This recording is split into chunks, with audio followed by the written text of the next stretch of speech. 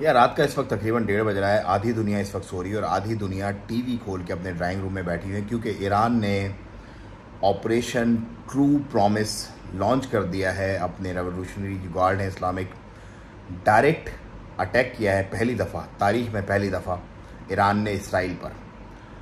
ये ड्रोन हमला जो किया गया है, इसमें जो है वो ड्रोन्स भी हैं, 100+ ड्रोन्स बताए जा रहे हैं, और बैलिस्टिक मिसाइल्स भी इसको फॉलोअप के तौर पे वो अटैक भी किया जाएगा। अब होगा क्या, होने क्या जा रहा है, जो तज्जिया निगार अपनी तज्जिए वगैरह कर रहे हैं वो क्या बता रहे हैं। और इस खित्ते में स्पेशली जो गल्फ़ रीजन है, क्योंकि पूरा मिडिल ईस्ट लगता है, ईरान एक साइड पर है, बीच में पूरा मिडिल ईस्ट है और मिडिल ईस्ट में ही लास्ट कॉर्नर में इसराइल आता है। तो अब होने क्या जा रहा है, सबसे पहले तो ये कि जॉर्डन ने, शाम ने, इराक ने अपनी एयर स्पेसेस बंद कर दिए हैं। उन्होंने कहा है कि किसी भी किस्म की एयर स्पेस जो है उसको हम टॉलरेट नहीं करेंगे। कोई भी ड्रोन, कोई भी ऐसा जहाज़ या कोई भी ऐसा मामला, उसको हम नहीं अलाउ करेंगे कि वो यहाँ से वहाँ या वहाँ से यहाँ हमला करे। अब नेतन्याहू जो है वो अपनी वार कैबिनेट में मीटिंग में इस वक्त बैठे हुए हैं, अपनी पूरी टीम को जो वार को लगती है, सारा मामला करती है हैंडल, उसके साथ बैठे हुए हैं और वो डिस्कस कर रहे हैं कि अब इसका अगला लाएअमल क्या करना है। और वाशिंगटन से ये न्यूज़ आ रही है कि जो बाइडन जो है वो थोड़ी देर के बाद कौम से खिताब करेंगे। जो बाइडन ने जैसे ही ईरान ने इंदिया दिया था कि हम हमला करेंगे, हम ज़रूर रिटेलिएट करेंगे, हमारे जो ऑफिशल्स दमास्कस में मारे गए हैं उनका हम बदला ज़रूर लेंगे, ट्रू प्रॉमिस, इस ऑपरेशन का नाम भी ट्रू प्रॉमिस रखा गया। और अब से कुछ देर पहले ही, मतलब कुछ घंटे पहले, एक शिप भी जो है वो इसराइल से लिंक जो शिप था वो भी ईरान ने अपने कब्ज़े में लिया था और उसको ईरानी जो वाटर का जो एरिया है, मतलब जो वाटर की जो ईरानी जो पानी है उनकी तरफ ले जाया गया।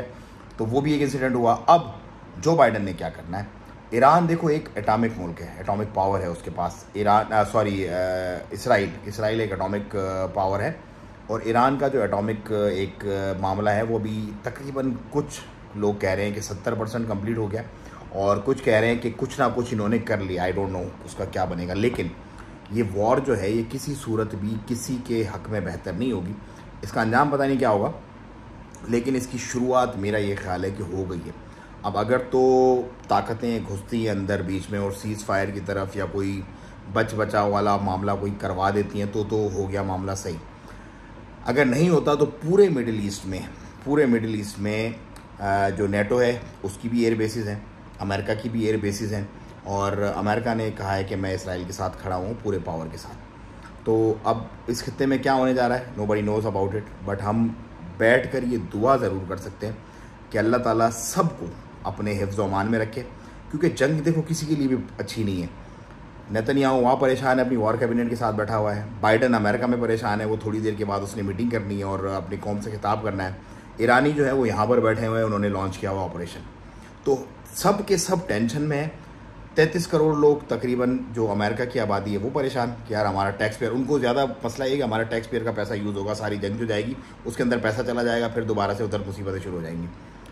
जो ये यहूदी जो है इसराइली, ये खुद परेशान, यार हमारे ऊपर अटैक होना, इतना बेहतरीन इन्होंने तिल अवीव बनाया पूरा फंटास्टिक किस्म से, वो बढ़ जाएगा पूरा का पूरा। अगर वॉर होगी तो ऑफकोर्स वार में तो देखो कोई देखता नहीं है क्या है। ईरान की तकरीबन 8.5 करोड़ के करीब आबादी ईरान की है, वो लोग भी परेशान हो, बेचारे पहले ही जो है वो इतने सैंक्शंस वगैरह लगे हुए हैं उनको ऊपर के, वो परेशानी में डूबे हुए हैं, अपने काम से काम और अपने मामलात को चला रहे हैं और अपनी ज़िंदगी जैसे कैसे गुजारा है, मज़ीद एक टेंशन है उनके ऊपर।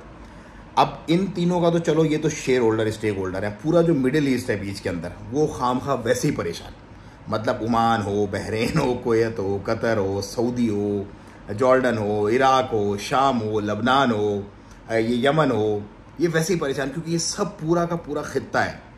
तो भाई ये कुछ अपडेट्स थी जो मैंने आप लोगों तक पहुंचानी थी। अल्लाह ताला सबको अपने ज़ुबान में रखे। मज़ीद जो अपडेट्स होंगी इंशाल्लाह आपसे शेयर करते रहेंगे, और आप लोग भी दुआ करें, हम भी दुआ कर रहे हैं, और अल्लाह ना करे कि ये एस्केलेशन मज़ीद हो और ये आपस में बहुत सारे ममालिक को अपनी लपेट में ले ले, क्योंकि अगर ये बात जो बढ़ चुकी है ऑलरेडी, जो तज्जिया निगार तज्जिया कर रहे हैं अल जज़ीरा पे बैठ के, और जो फॉक्स न्यूज़ पे बैठ के, CNBC पे, BBC पे कर रहे हैं, वो तो फोर्स में डिस्कस नहीं करूँगा, क्योंकि वो एस्केलेशन की बात कर रहे हैं, वो बढ़ाने की बात कर रहे हैं, वो पैनिक करने की बात कर रहे हैं लोगों को। लेकिन हकीकत ये है कि ये जो मामला अभी होने जा रहा है ना, it's not a small thing bro, it's gonna get like बहुत बड़ा, इसका दूर रस नताइज निकलने वाले हैं इसके।